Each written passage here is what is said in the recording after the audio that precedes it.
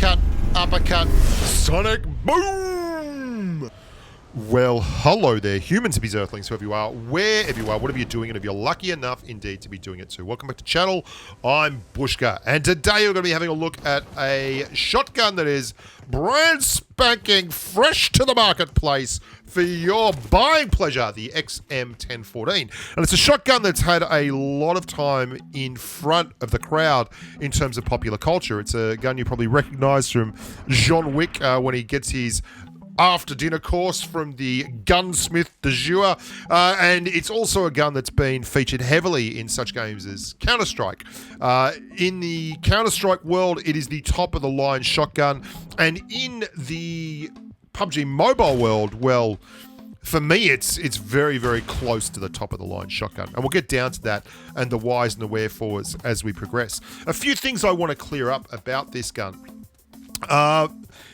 And shotguns in general. A lot of people don't seem to realize this, but when you ADS with a shotgun, you get no benefit to the shell or the pellet spread. If you ADS with a M416 or a UMP or an AKM, the accuracy is vastly improved. There's an over-under and he's charging. He thinks I've just got a pistol, but I don't. I got a DBS. So many shotgun changes recently. When you hip fire with a shotgun and when you ADS with a shotgun, the pellet spread is exactly the same. There is no benefit to it in terms of accuracy. It just makes it easier for you to make sure that you're pointing at the right bit. So shotguns are really built for hip firing. They are excellent close quarters weapons, and their stopping power is insane. Now, I'm going to show you the S12K here. This is the S12K with a red dot. Looking at us, and you can see the recoil is absolutely momentous. The DBS, on the other hand, doesn't have that kind of recoil. Now, the XM1014 is the S12K replacement on Livic, yet it does not have the negatives of the S12K, and it has all the positives. By that I mean, with an S12K, you have to put on an extended mag to get to 7 in a clip. You can put on your duck bill and all that kind of stuff. But look at the recoil on this gun. For a weapon that fires a same damage round as an S12K and is completely capable of stopping the bad guys in very, very close proximity, that's pretty incredible. I'm going to slow it down here in this clip. And I'm actually going to show this a couple of times, and I want to talk you through like the ability of this gun to not kick means that you can spam it just like you do an S12K, but it doesn't climb off the actual map. Let's watch that one more time. It's oh, what a beautiful pro lead. And the weapon itself, aesthetically, it looks gorgeous. Like you can see the shells strapped down the side, the extra casings. It's a good looking gun. And it performs just like all the other shotguns. One of the funny things is we talk about the over-under and such and how good it is because it just would completely... it's like, it does perform like all the other shotguns. This is a great case in point.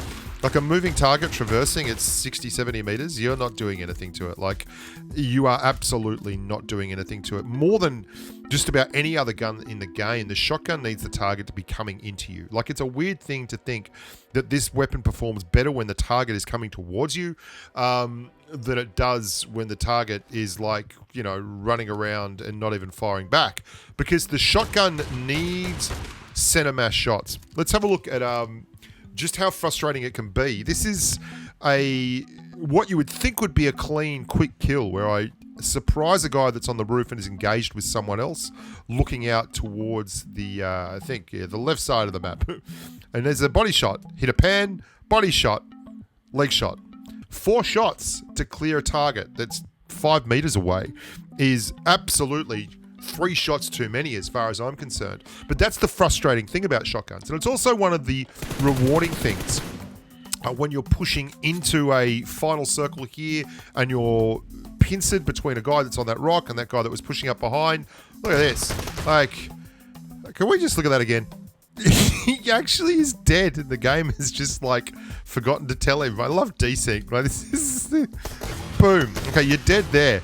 And the game is like, oh, hang on, you're already dead. Just slow down there, buddy. This thing can mount a choke, which is great. A choke is going to make your overall pellet spread smaller. It's not like a duckbill, which I'd prefer to mount, but the horizontal recoil on the S12K, which this is really the much better version of, is phenomenally bad. It kicks all over the place like a mule. It is very, very difficult. The S12K is very prone to RNGs. It's where if everything goes well with the S12K and you get a straight vertical recoil profile or pattern, and that's great when it works, but the XM1014 doesn't get that. The XM1014 just works straight out of the box. It is very, very accurate as far as shotguns go. The DBS delivers its payload in a completely different manner. Oh, hello! Jumpy, boomy, boomy. In a completely different manner, and it fires a round off with less recoil and then fires another round immediately. So it's like it's like an over-under on steroids. But the DBS isn't on Livic. This is. And I have to say, like, I think this is the best looking shotgun in the game. It is as I run around with a UMP with a barrel extender on it. Care factor 0. And with a choke, it will work really, really well at, reasonably short to early mid-range. But it's a shotgun. Don't be looking for this thing to look at that recoil. The recoil is legitimately superb. And I run some stupid loadouts. And the reason I run these stupid loadouts and why I love guns like the XM1014 so much is that, look, I've been playing since season 0, since day dot. I have, like, the parachute I run is a season 2 ace parachute. Dudes, I've been around a long time. I am so not interested in playing a vanilla M416 and Uzi loadout or something. Like, it just, the care factor is 0. I need to have variety, and I love that this game's gunplay is so nuanced. If it wasn't for sniper rifles, I'd probably never play again. Like, I love the Kar 98K and the M24 and that kind of gameplay in the DMRs. And then running a loadout like this with an XM and a Kar 98K is such a clean feeling. It's such a wonderful kind of loadout to attempt to win with. And that for me is lovely. It's a challenge. And the fact that this is also a gun that, whoa, hello, is so storied. It's a gun that I used when I first started playing CS. And that's 20 years ago. Look at the rate of fire without the gun climbing up. Great gun. Wow. Just boom. Love the boomstick. I hope you guys are enjoying the content again. I have been away for personal reasons, and I just want to take this opportunity to say that it's not been something I could put on the back burner and come back to and just decide, we'll sort this out later. And it's been exacerbated by the whole hullabaloo that's been 2020. I do want to say that, if you ever have any issues with mental health or just you need help, you've got to reach out and say, give us a hand. It's really, really important. And particularly in this world we're living in right now, where things are just challenging on a whole different level than we're used to. Make sure you put your hand up or find someone that you love and you can talk to, because it's really, really important.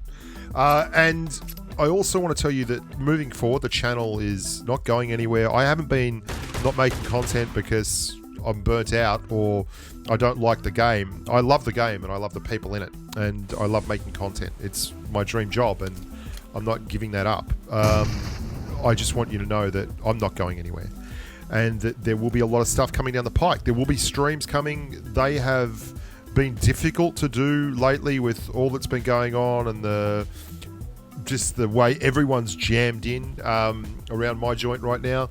But they're coming, and I would love it if you guys would subscribe and like the videos. That would be helpful to me. As well as that, if you could also join the Discord channel, because I am going to be running some Discord channel only events. We're going to be doing a live stream through Discord. I've got an assistant now, my eldest, Tom, who can't get back to New York. He's been trapped in Australia for like 8 months now, 9 months. He can't get back to New York because of quarantine and the embassy and the visa and all this kind of rubbish. he's up here editing footage with me and creating Instagram and Twitter gold for me. So it's really, really good. And he's going to be doing a lot of the live stream stuff, and we're going to do a Discord only thing where he runs the chat and gets people into squads, just plain old subscribers and that who are in the Discord channel in voice comp. So should be fun, something to look forward to. Look, guys, I love you all. Look after yourselves. Stay safe out there. Be nice to each other. And as always, bye for now.